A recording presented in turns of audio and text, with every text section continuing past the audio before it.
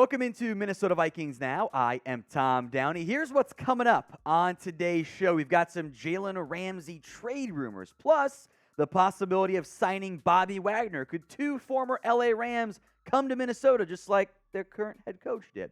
Plus the possibility of re-signing Duke Shelley. We're going to begin with Jalen Ramsey following the, I'll call it a bombshell report from Tom Pellissero, that the Rams have had trade talks about the six-time Pro Bowl cornerback, and league sources now believe it's very likely Ramsey is dealt in coming weeks. He's 28, due $17 million in 2023 on a front-loaded deal that averages about $20 million, and LA is clearing cap space. Now, it's important to note, in terms of the short-term impact, the Rams don't actually save that much in terms of the cap savings. Looking at under $6 million from that standpoint. So, allegedly, Rams is looking for a new deal, by the way, per Pro Football Talk. Pro Football Network has linked the Vikings to Ramsey, which is understandable because, my God, do they need cornerback help. Now, Ramsey's cap at this upcoming year is $25.2 million. The Rams, I should say,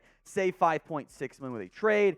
After June 1st, there's more savings, but the timing doesn't work out for that standpoint there. They could save a lot more by restructuring him. The new team would owe Ramsey 3 years, $55 million.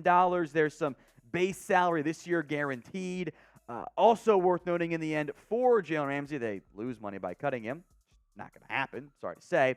Also on this front, again, the report from Mike Florio that that he was looking for a new deal. Keep that in mind. But it makes sense for the Vikings, right? You add Jalen Ramsey to this defense with Brian Flores.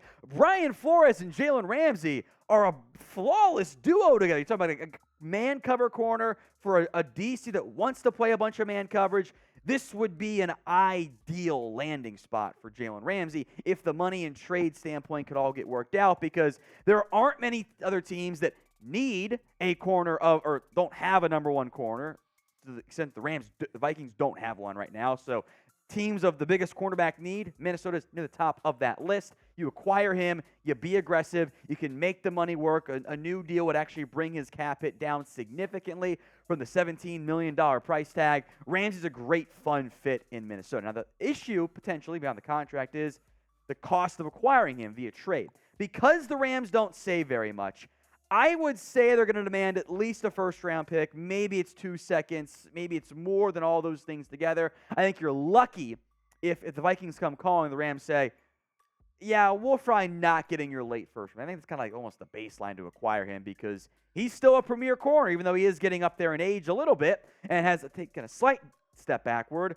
We're talking from number one corner to number 7 corner. That's still super valuable. So would you trade a first-round pick for Jalen Ramsey? Y for yes, N for no. It's the pinned comment on today's video. So when ad break comes here on YouTube, take advantage of it. Head down there and let me know.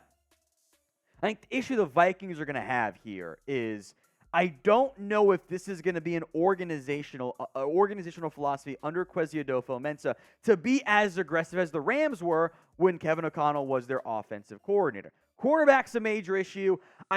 Because there's the new contract that he wants, that actually raises some red flags for me. Because corners have a tendency to fall off a little bit quick. I don't think Ramsey's there. But I think if you give him, let's say, a new 4 or 5 year deal, I think you could be getting into year 3, year 4 of, oh boy, that's a bad contract all of a sudden. Quarterback's an issue. You're paying your quarterback big money. You're kind of in a pretty good spot overall organizationally. I would prefer a cheaper option first, but I also wouldn't be livid if they were to acquire Jalen Ramsey. Now, if you have not already, please hit that big red button and subscribe. Free videos every single day when you subscribe to us here on YouTube at Vikings Today. A very intriguing name, soon to be formerly of the LA Rams, is one Bobby Wagner. The Rams have cut Wagner to free up salary cap space, and not that much in savings, by the way, but they're clearly doing some type of organizational overhaul, readjustment, whatever, on the defensive side of the football. Now, once Wagner's cut, and I wonder if his timing is just a little bit to try to get him on in the market via trade, but I think it's going to be a release in the end, the Vikings should have interest. We'll go more in depth on Wagner here, but first, today's show is sponsored by Athletic Greens. I take AG1 by Athletic Greens literally every day. Get comprehensive and convenient daily nutrition at athleticgreens.com/chatsports. I gave AG1 a try because I wanted better gut health, and I wanted a supplement that actually tastes great. I take AG1 in the morning, and it makes me feel prepared to take on my day. Once I've got baby Olivia set up with her breakfast, I make my own AG1. I don't feel the need for caffeine in the morning anymore, and I feel energized throughout the day. Plus, AG1 empowers the gut for whole body health. Covering my nutritional bases for the day literally couldn't be any easier. That's why I trust Athletic Greens. I mix 1 small scoop of AG1 with water and drink it first thing each morning. I'm done like that, and it costs less than $3 a day. Pretty good deal if you ask me. It's a really effective daily habit with the highest quality sourced ingredients, making it a win-win. If a comprehensive solution is what you need from your supplement routine, then Athletic Greens is giving you a free 1-year supply of vitamin D and 5 free travel packs with your first purchase. Go to athleticgreens.com/chatsports. That's athleticgreens.com/chatsports. Check it out. Links in the comments section and the description of today's show. Wagner is aging, but he's coming off a year just as good as what he's been in the past. We're talking a all-pro second-team caliber year. The coverage numbers were pretty damn great. And for those of you saying, well, he had Aaron Donald, for half the year. It's not like Wagner was playing with the all-pro Rams defense. They were down one of their better players for a good portion of the season. And you are in a position where you could cut Eric Kendricks, save a bunch of money, and probably get Bobby Wagner for about the same, if not a little bit less, at least on the first year of the cap hit, than what you're paying Kendricks and Jordan Hicks. You could save a significant amount of money here by cutting those 2 off-ball linebackers. And imagine Brian Asamoah alongside Bobby Wagner. I think that duo is a fantastic fit. Now, Brian Flores typically hasn't invested that much in the off-ball linebacker spot, but they did pay Jerome Baker a pretty good chunk of change with the Miami Dolphins. So I think the idea of adding Bobby Wagner at the cost without having to trade for him and without having to give the same contract is maybe more appealing than it is to add Jalen Ramsey, but I'd be okay with either of those guys because it is a big-name defensive acquisition. So do you want to sign Bobby Wagner? Vote for me in the comments section. S for you do. You do want to sign him. P for pass. You'd rather go in a different direction. Let's go back to cornerback here. Duke Shelley.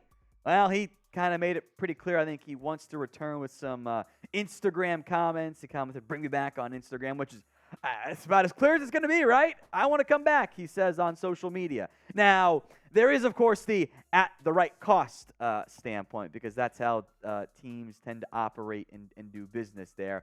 Overall, I was pretty pleased with the way Duke Shelley did play for the Minnesota Vikings. Really great numbers, really great production in terms of the impact that he had.